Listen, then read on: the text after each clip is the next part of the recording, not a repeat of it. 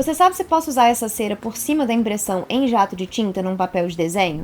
A cera que ela tá falando aí é a cera microcristal, que é uma cera que eu já mostrei aqui, usada muito para fazer proteção de papel, quando é caso, por exemplo, de papel de scrapbook, etc., quando você não tem opção de laminar, né? Então é uma forma de proteção secundária que eu indico para quem não consegue fazer nenhuma das outras. E aí ela perguntou sobre a possibilidade de passar essa cera em cima de uma impressão jato de tinta, que é uma coisa que já tinha me perguntado também, me perguntaram recentemente dentro do curso, né? Os alunos me perguntaram e eu resolvi fazer alguns testes.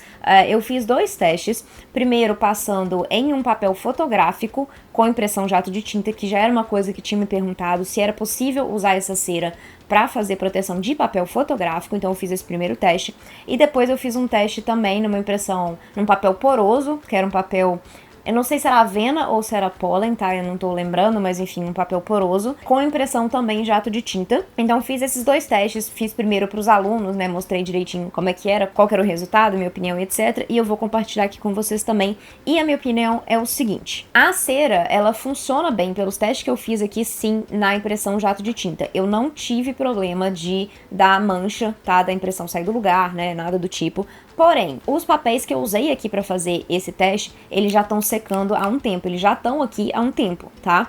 Então, assim, é realmente um tempo, assim, semanas, tá? Que são de projetos aí que eu já fiz, que eles estavam aqui projetos que deram errado, que aí acabou que não usou, e aí eles estavam aqui de rascunho e eu aproveitei para fazer os testes. Então eles já estão secando há muito tempo.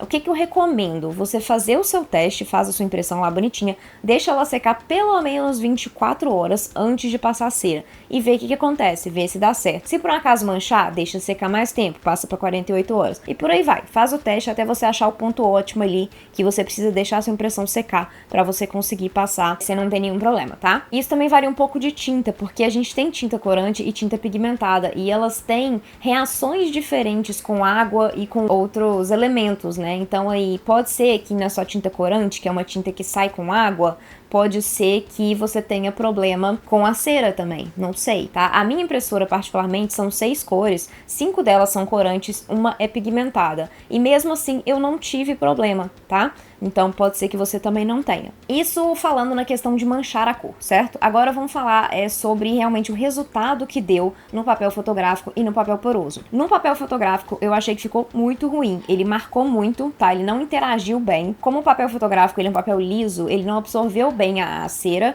então ele ficou bem manchado, acho que vocês vão conseguir ver aí na gravação. A cera eu passei na parte da direita e eu tentei mais ou menos mexer o papel para dar para ver a luz, né, refletindo. Então eu passei nessa parte da direita aí e ficou bem marcado, talvez não dê pra ver no vídeo em si, mas não ficou marcado só o fato, né, tipo assim, de ter um lado que tá com cera e outro lado que tá sem cera, mas assim, dentro da parte com cera ficou extremamente marcada as voltinhas, né, os círculos que eu usei pra passar a cera. Ele não ficou lisinho, então eu não gostei. Pra papel fotográfico eu não indico. Agora, pra papel poroso eu já achei que funcionou, tá? Eu fiz um teste aqui com miolo, na verdade, que normalmente eu não faria proteção, porque não faz sentido fazer proteção de miolo. Mas a ideia era fazer o teste com o papel poroso, né? E com impressão jato de tinta, e funcionou perfeitamente, tá? Você não consegue perceber qual que é a parte que tá com cera, qual que é a parte que tá sem cera, que é realmente a ideia, tá? Ela ficar bem discretinho ali. Obviamente você não vai passar numa parte só, você vai passar em toda a extensão do seu papel, mas